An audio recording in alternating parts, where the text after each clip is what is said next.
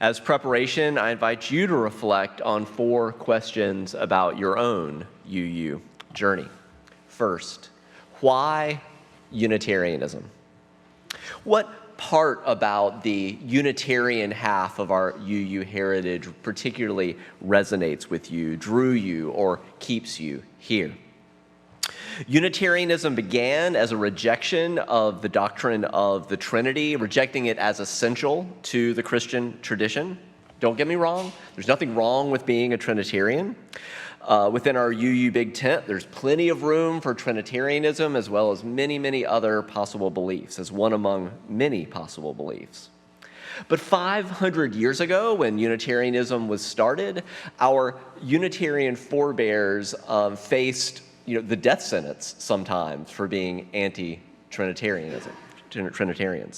Our Unitarian forebears saw that intolerance as profoundly wrong. They also hoped that making belief in the Trinity optional could remove a major barrier that often kept Jews, Christians, and Muslims apart. Today, our Unitarian heritage emphasizes an underlying unity within our diversity. As we often say, we believe in deeds, not creeds, and that we don't have to believe alike to love alike. Which parts resonate most with you? Why Unitarianism? Second, why Universalism? What is it about the Universalist half of our UU heritage that drew you or keeps you here? Universalism began as an affirmation of universal salvation in the 1700s, that no one is damned to hell in a next world. Over time, Universalism evolved into loving the hell out of this world.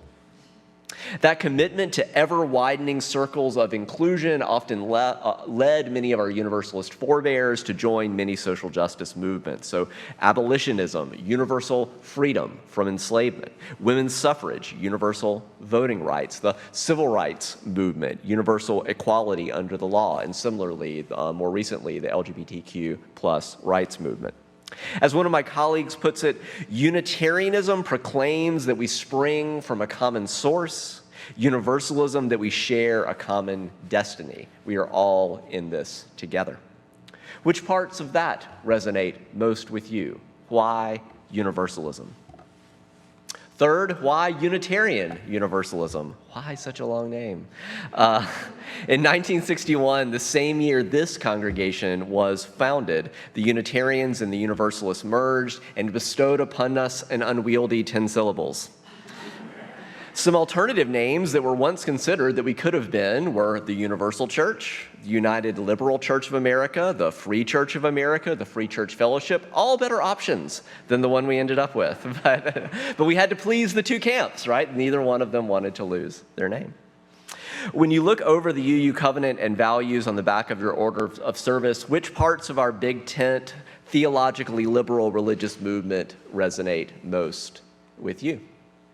If you're curious to explore more, the Reverend Dr. Sophia Betancourt is the current president of the Unitarian Universalist Association, has continued the recent tradition of the last 6 presidents of inviting contributors to write a new kind of very tiny, short, fresh introduction to Unitarian Universalism, covering ministry, worship, religious education, social justice, community, history, and more. The new Unitarian Universalist Pocket Guide, 7th edition, 7th president to have done this. It's available wherever you prefer to buy books. Be sure, though, to get that 7th edition edited by Dr. Betancourt. Fourth and finally, why UUCF? What is it about this congregation, the UU congregation of Frederick, that drew you or keeps you here? In the minute of silence to follow, I invite you to reflect in particular on 2 things. Looking back at the history I've been sharing, what are you most grateful for from the truly centuries of trailblazers who created this living tradition of Unitarian Universalism that we inherit? And looking ahead, how do you feel called to shape what will become the UU history that future generations will inherit? Just like to note that there was a child who came in singing at just the right moment. How beautiful was that? When I was a young child, Church was something that we did when we went to my grandmother's house. She lived in rural Nebraska, and we would visit her several times a year. It wasn't really a debate or a discussion. We just knew that if we were at Grandma's, we would find ourselves sitting in the pews of her United Methodist congregation on Sunday mornings. I loved most on those mornings the children's stories. That time in the service when the minister would call children up front and we would gather to hear those ancient stories of Moses and Jesus, Abraham, Adam and Eve. It felt like such an important moment, a moment when adults in the church would take time to talk directly to us kids who were gathered there. My grandmother was a woman of faith for sure, but her faith was something that was practiced, particularly in the ways that she cared for those around her. She didn't have a lot of money, and she had experienced great hardships in her life. My grandfather was a construction worker who died in an accident at work when my father was 5 years old, leaving my grandmother a widow with 4 children and pregnant with a 5th. This was just one of the examples of the challenges that she endured. But I never heard her complain. She would go about her work, usually in the kitchen or in the large garden where she grew vegetables and rows upon flowers, peonies or peonies, however you say it. Irises and roses were her favorites. And on Sunday mornings, she always arrived at church with flowers to share, a pie she had baked, bread, cookies, or vegetables from her garden. My grandmother was the living example of the words from John Wesley, founder of the Methodist movement, "Do all the good you can, by all the means you can, in all the ways you can." The rest of the year, when we were not visiting my grandmother, my family practiced Christian values, celebrated Christian holidays and traditions, but Sunday morning services were not a part of our ongoing practices and lives. My dad used to say that what you did on Monday through Saturday was more important than where you sat on Sunday morning. And while I agree with his sentiment in part, I also hold deeply that there is something magical that happens when we all gather together. My dad and mom also believed that religion was something that we should each choose for ourselves. Perhaps these were some of the seeds that were planted that led me to Unitarian Universalism. But as a teenager, I longed for the thing that all teens want: acceptance and belonging. And I found that in a nearby Presbyterian church. I started attending the church with my friend and her family on Sunday mornings after staying over at her house the night before. The congregation had a large youth group, and there were plenty of kids my age. Middle school is a hard age for anyone. Even those kids who seem to have it all together, even those who have a good group of friends, even they can struggle, and their sense of self can be easily shaken. School felt to me like I was in quicksand, and it could shift and change beneath me at any moment, while church felt like an oasis in the desert. Before long, I was spending more and more time at church, My friends' parents would pick me up for services, even on the Sundays when I hadn't slept over, and it seemed like I had found my place. If you asked me at the time, I would have told you I was a born-again Christian, but looking back, I think it was less about religious aspects and more about the community that I found there. The youth leaders who wanted to spend time with us, the friends who were just as goofy and insecure as I was. Soon, I was not just attending church on Sunday mornings. There were also Wednesday night Bible studies, overnight lock-ins, outings and events, mission trips in the summer and ski trips in the winter. I was there for it all. And it was on one of those trips that things began to shift for me again. We were headed to a nearby ski slope to get in some practice for those of us who had never been skiing before. There was a trip planned to Colorado in the spring, and we thought it might be nice to get a jump start on those ski lessons. But we never made it to the slopes that day. On our way there, the bus carrying many members of our youth group and driven by my best friend's dad, the same family who had first brought me to that church, hit a patch of black ice, slid off the road. My friend's dad was thrown from the bus and died on the scene. Miraculously, no one else was hurt. The day of the funeral, the church was packed to overflowing. It was standing room only. This experience shook me to my core, and I began to ask questions about God. Why would God allow this to happen? Why did some people suffer and others don't? Whose God is the true God?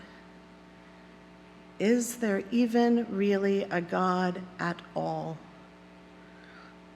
When I brought my questions to the adults in my congregation, those people that I thought were the wisdom sources, many of them dismissed me.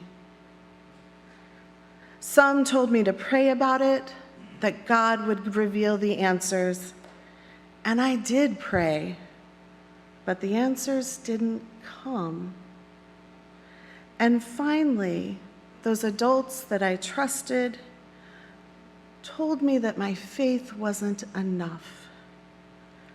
That if I was a true believer, I wouldn't have these doubts. There it was.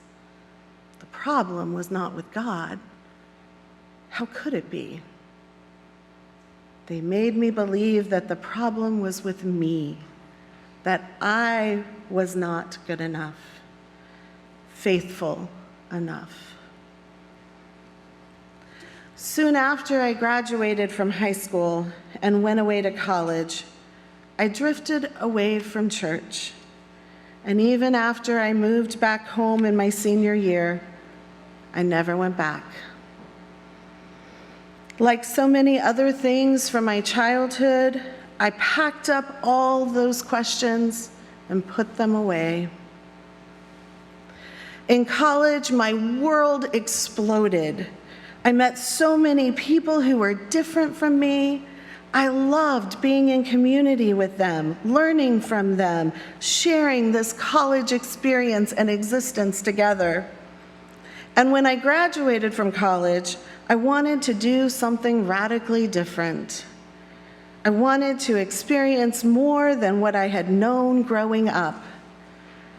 My then boyfriend, now husband, was moving to Miami, Florida for graduate school, and he asked me to come with him, and I said yes.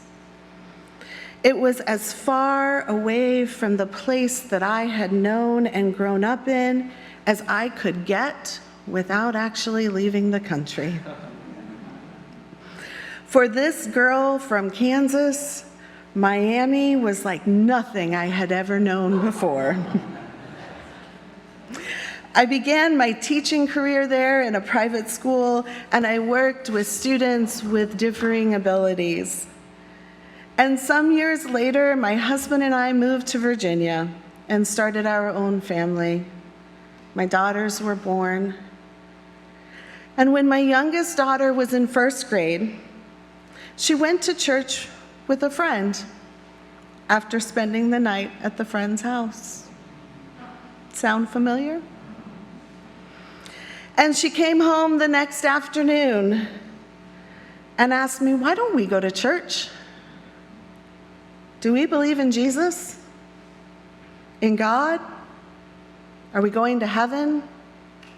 If not, to hell?"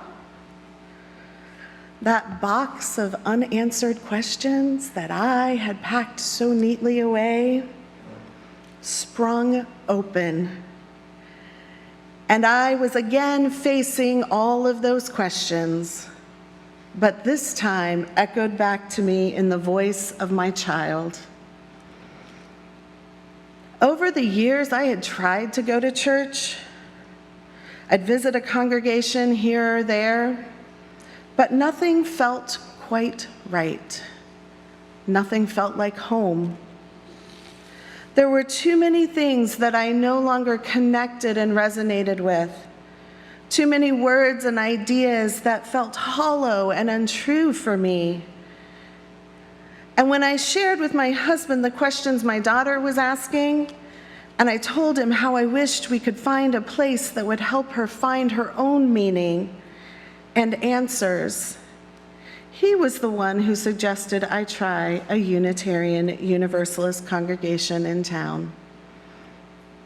I was hoping for a place that would offer a liberal education for my children, a place that would allow them to question and explore, a place that would love them for the amazing humans that they are, and would support them as they wrestled with finding their way and making meaning of the world around them. The Unitarian Universalist Church of Loudoun is the congregation that was closest to me. It is a very small space, if you've ever been there or visited. And when you walk through the doors, there's a little entryway that opens directly into the sanctuary. The first time I visited, I went alone. I was greeted warmly at the door and invited in, but I was nervous. I didn't know what to expect from this new place, with this religion that I was not familiar with. And I carried those experiences from my past with me. I sat in a pew towards the back on the left side, and I tried to make myself as inconspicuous as possible. I looked at the books that were tucked into the back of the pew in front of me, trying both to look like I was engaged in something and to learn something new about this mysterious place I had entered. It is not easy to hide in a space that small. The only books I found were the hymnals.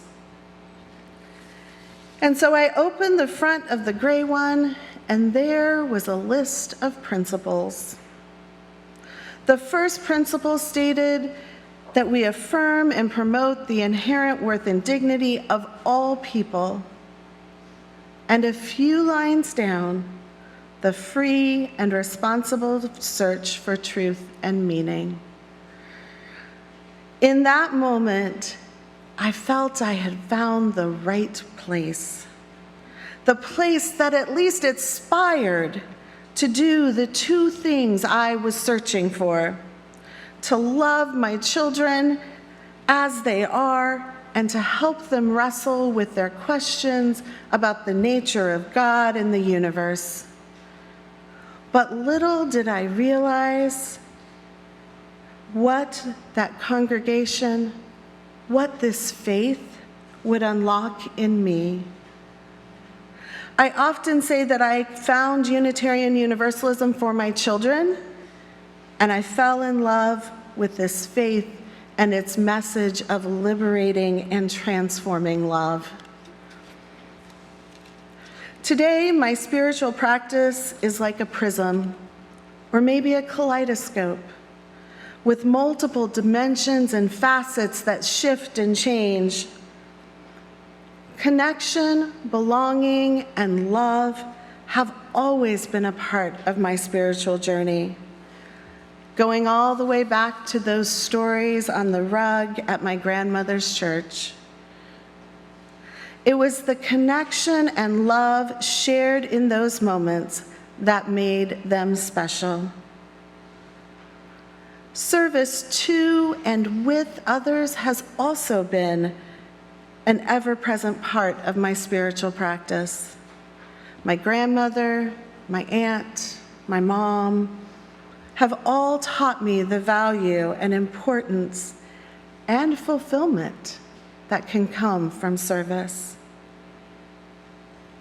In recent years, I've begun to reconnect with earth-centered practices, and I realized that even in those times when I was not actively involved in a congregation, I found peace, grounding, and the divine spirit in nature.